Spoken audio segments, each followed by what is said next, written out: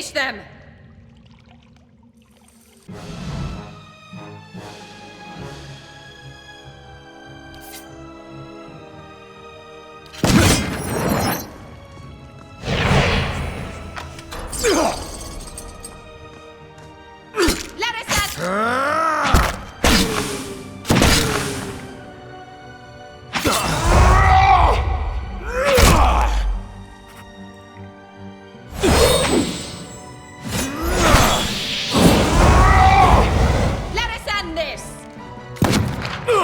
Spot on!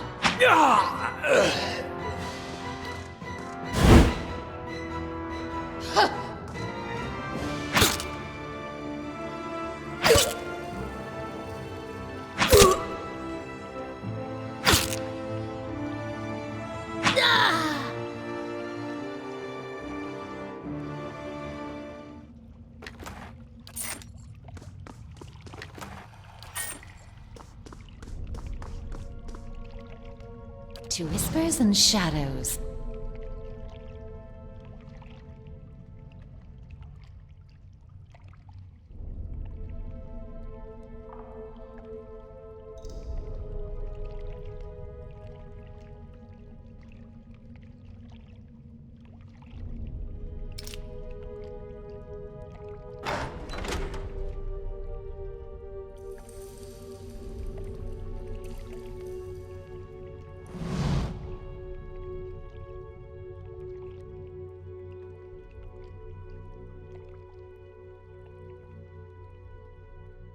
You may feel a little lightheaded for the next hour or two, but that will pass.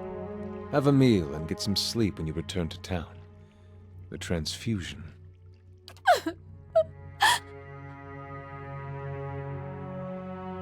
The transfusion will be smoothest if you relax and rest. The implanted essence already has a hold on your mind, so fighting it will be useless. And I hope our new visitor does not complicate matters overly. Subversion, the black sheep cousin of justice. Or haven't you heard Lord Heron's tale of woe about a missing daughter and an impending marriage? He's sent his soldiers to scour the village while he bides his time at the Dracogen Inn. I don't expect you to understand what I'm doing. Neither the rituals of Skaen nor the labors of animancy meet with much approval in polite society. But unsightliness reminds polite society that there are limits. When no one pays attention to the excesses and debaucheries of a lord, you give them something they can't look away from.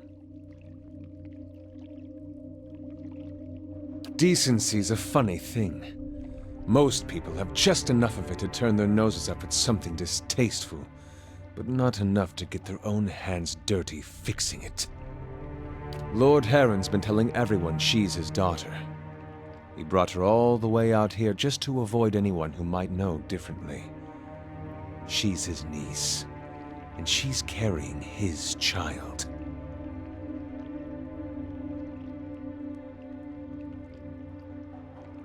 Easy to disbelieve, easy to look away from something this ugly and question what you saw. And that's how he's gotten away with it so far. Heron's own wife's delivered nothing but Hollowborn. Now he's got no heir, and his sister's child, Elise, is reaching the age to marry. Without progeny of his own, Heron's legacy would pass to her issue.